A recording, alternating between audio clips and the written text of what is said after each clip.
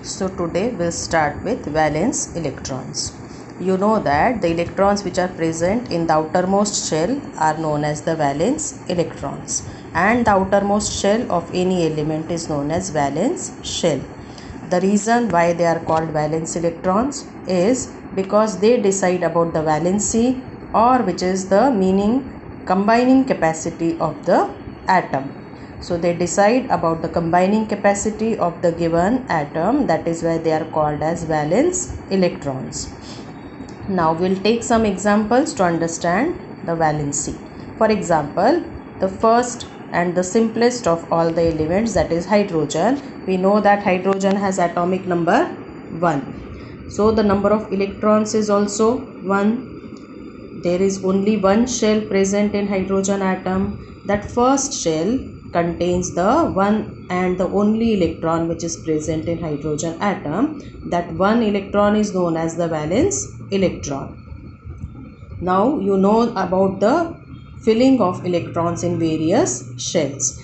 The next example we are going to take of lithium. Lithium has atomic number 3 and electronic configuration will be 2 1, because maximum number of electrons which can be filled in the first shell is 2. One remaining electron goes into the second shell. So number of shells total in lithium atom will be 2. The second shell will be called as the valence shell, and the number of electrons which are present in the valence shell is equal to 1, as the electronic configuration is 2 1. And then we take the next example, that is beryllium. Beryllium has atomic number 4. The electronic configuration will become 2 2. That means two valence electrons are there, and the number of shells also is 2. The second shell is known as the valence shell, which contains 2 electrons. Now boron, we take the next element in the periodic table is boron. Atomic number is 5. The electronic configuration becomes 2 3. Again number of shells is 2. Second shell is the valence shell, which contains 3 valence electrons. Next element is carbon. Now we see carbon has atomic number 6. The electronic configuration will be 2 4. 4 valence electrons are there. Then we come to the next element, that is nitrogen, which is having atomic number 7. Electronic configuration is 2 5. There are 5 valence electrons.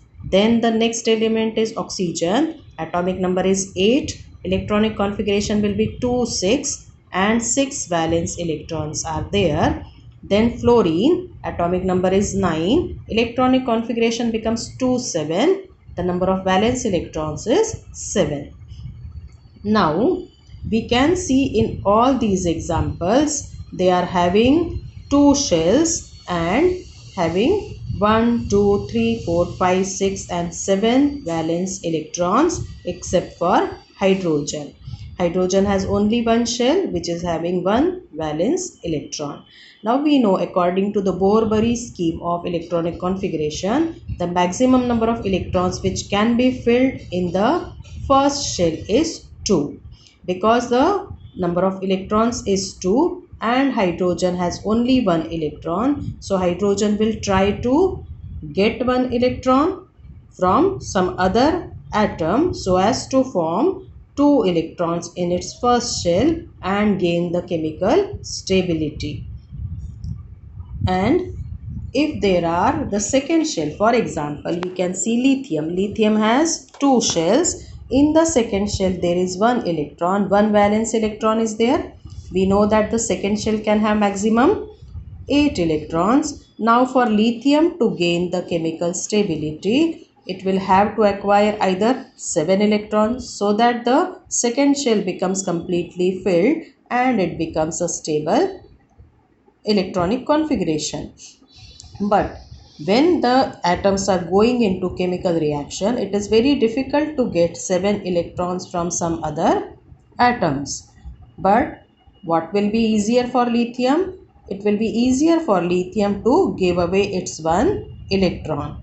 When it gives away its one electron, then it will have only one shell which is having 2 electrons. That means the completely filled first shell with 2 electrons. So lithium forms an ion which is having one positive charge, because lithium is giving away the electron, but the number of protons inside the nucleus remains 3, as the atomic number is 3. When it gives away electron, then it will have only 2 electrons but 3 protons, which will produce one positive charge on lithium atom, and therefore we will call it as lithium ion, because now it is a charged particle. Then you see beryllium. Beryllium has 2 electrons in the outermost shell. Now again, if 2 electrons are there, so it will have to get 6 electrons from some other atom so as to get 8 electrons in the outermost shell and gain the chemical stability. Again, to gain 6 electrons from some other atom is difficult. Rather, what is easier? It is easier to donate its 2 electrons from the valence shell. When it donates its 2 electrons from the valence shell, then it will have only one shell left, which is completely filled with 2 electrons. When it donates its 2 electrons from the valence shell, then beryllium forms an ion with 2 positive charges, as the number of protons in the nucleus remains 4, but the number of electrons with beryllium becomes 2. So it forms a divalent positively charged ion. Then the next example is boron. Boron is having 5 electrons total, and the electronic configuration is 2 3. When 3 valence electrons are there, it requires 5 more electrons so as to get completely filled second shell with 8 electrons. So again, to get 5 electrons from some other atom is difficult, but it is easier for boron to donate its 3 electrons. When it donates its 3 valence electrons, it will produce a boron ion with 3 positive charges, as there are 5 protons but only 2 electrons. Now we take the case of carbon, which is having atomic number 6 and the electronic configuration 2 4. When the electronic configuration is 2 4, it needs 4 more electrons so as to get completely filled second shell with 8 electrons. Now to gain 4 electrons from some other atom is as difficult or easy as to donate its 4 electrons. So carbon will generally be forming an ion with 4 negative charges, which is known as a carbide ion, when it gains 4 electrons from some other atom when it goes into chemical combination. Now when we see all these, we can see the combining capacity of these elements. So lithium donates the electron, beryllium also donates electrons, boron also donates electrons. Lithium, beryllium and boron are having metallic characters. So we can say that if the elements are having 1, 2 or 3 valence electrons, then they show metallic characters. And as we are moving towards the right hand side in the periodic table, starting from carbon, the elements will start showing their non-metallic character. Now they tend to acquire the electrons in their outermost shell and they form negatively charged ions, because they are acquiring the electrons from other atoms in the formation of a molecule. We will take the example of nitrogen.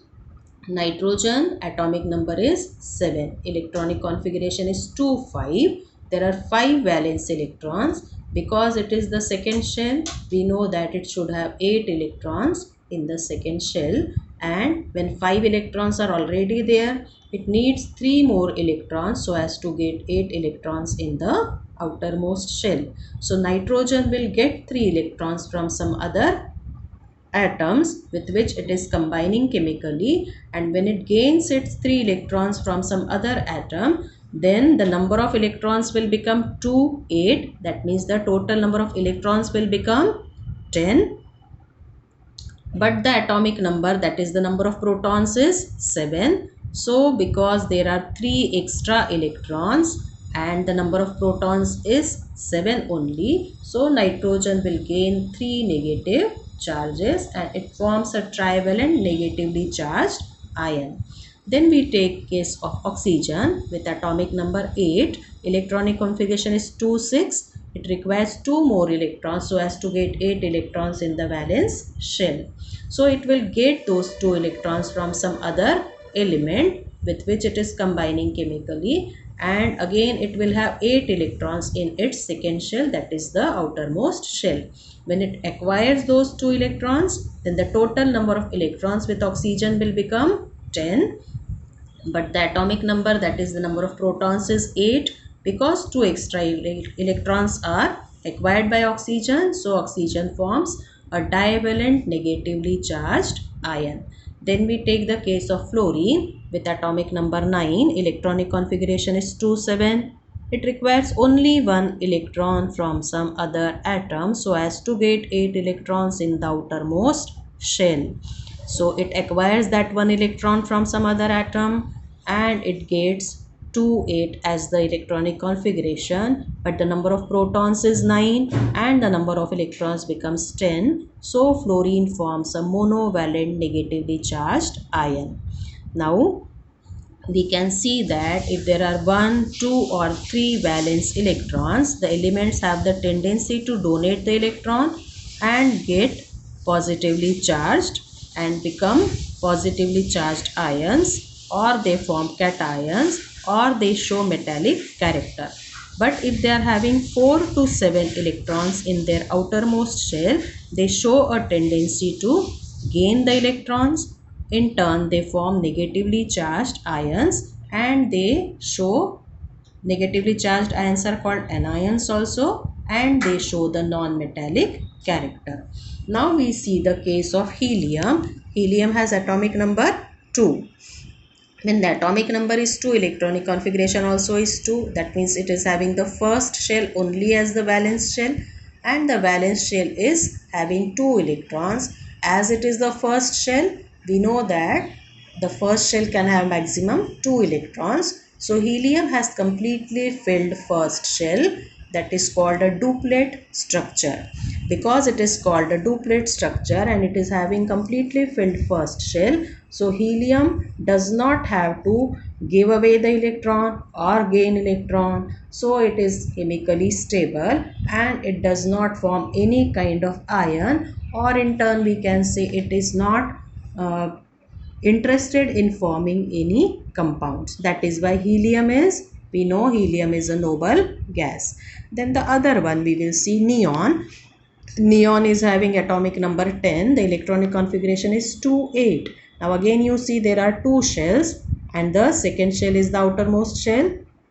Second shell can have maximum 8 electrons, and we can see in neon there are 8 electrons in the second shell. That means it is completely filled. Again it is chemically stable, and that is why neon also does not require to form any kind of ion, and it does not go into chemical combination with other elements.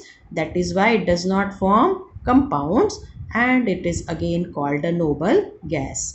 So I told you that if the elements are having 1, 2 or 3 electrons in their outermost or the valence shell as we call them, then they have a tendency to donate their electrons. When they donate electrons, they form positively charged ions and they are called metals, or they are called as to show the metallic character. But if the elements are having 4 to 7 electrons in their outermost shell, then they have a tendency to gain the electrons from other atoms. When they gain electrons, they change into negatively charged ions which are called anions, and they show non-metallic characters. And if any element is having completely filled outermost shell, whichever shell it is, not only the second shell but third, fourth, fifth, whichever shell is the outermost shell, and it is having 8 electrons, then it becomes chemically stable.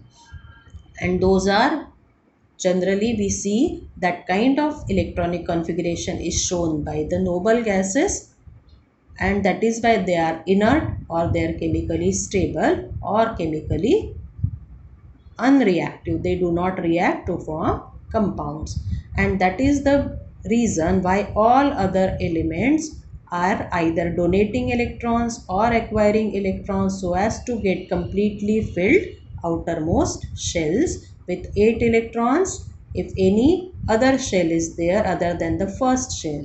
And when they acquire the 8 electrons in the outermost shell, it is known as the octet structure. And if they are having only one shell there and it is completely filled with 2 electrons, then it is called a duplet structure.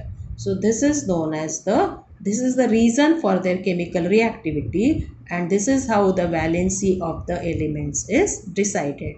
That is why the electrons which are present in the outermost shell, which are either donated or accepted by the atoms so as to get the stable electronic configuration, is known as the valency.